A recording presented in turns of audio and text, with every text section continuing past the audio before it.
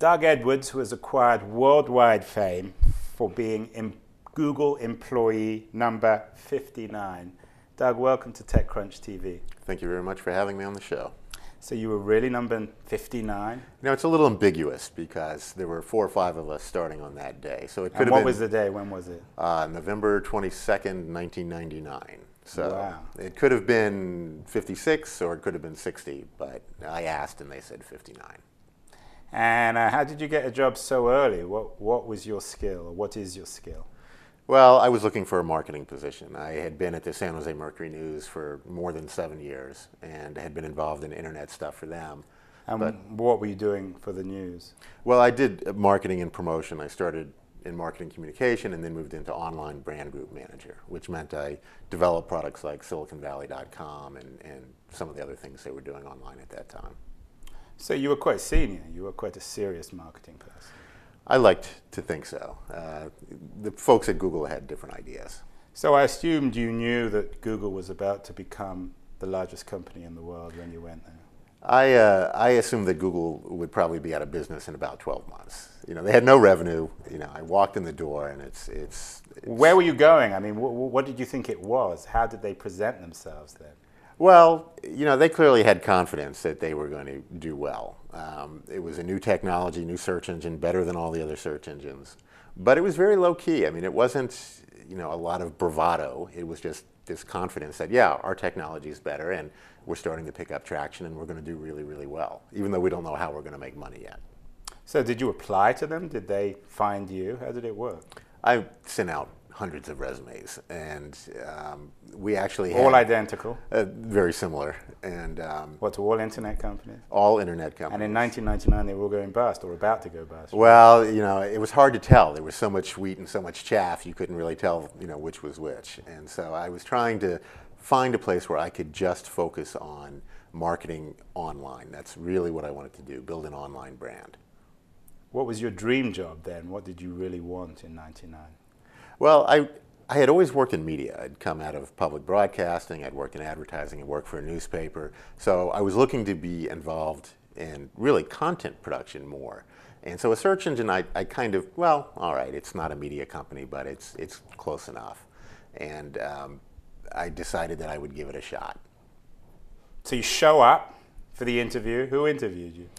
I started with Cindy McCaffrey, who was head of marketing or PR at that time. Which in a 50-person company wasn't exactly a big deal, right? Well, you know, she was the senior, the senior marketing person. Susan Wojcicki, the company had been headquartered in her garage for a while.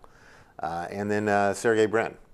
Did you have any idea at the time that these people would become world famous, massively rich, massively powerful people? Well, you know, when I went in for the interview, Sergei had been out playing roller hockey. So he comes in his skates and shorts and tattered T-shirt. And no, it did not really present this, imposing image of a future internet tycoon. So when Sergei came in his ice hockey or in his hockey uniform, did you think, what a clown? No, you know, you live in Silicon Valley. You get used to eccentricity and people having different standards of normality. So, I mean, I took it in stride. You know, he asked very intelligent questions. So even if I had, that impression at first, ultimately, you go with the content. And he was asking me very, very hard questions.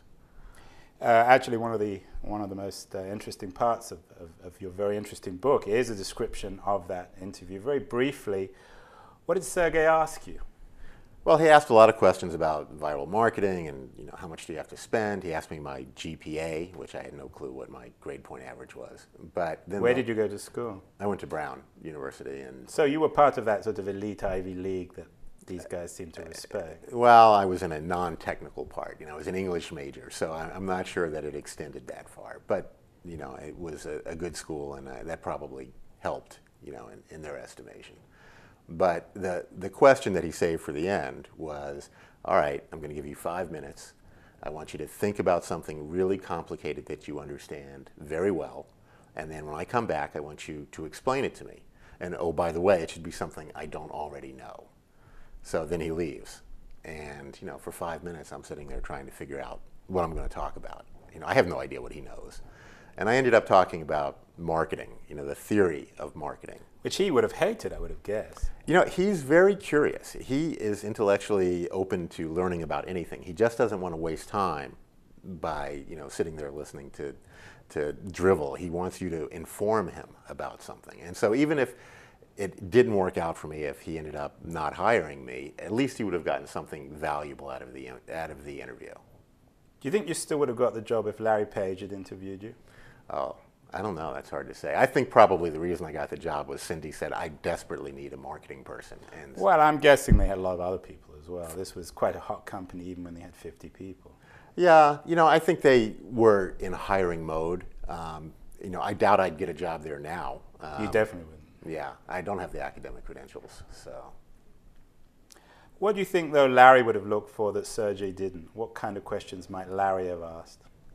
Larry might have focused more on my technical knowledge and how much I understood about what search engines did and what the potential was for search engines in terms of developing into more than just retrieving information. So, Larry always struck me as more the visionary at the company, the guy who's always thinking 10 years down the road. So he might have tried to test my ability to see, along the same lines that he did.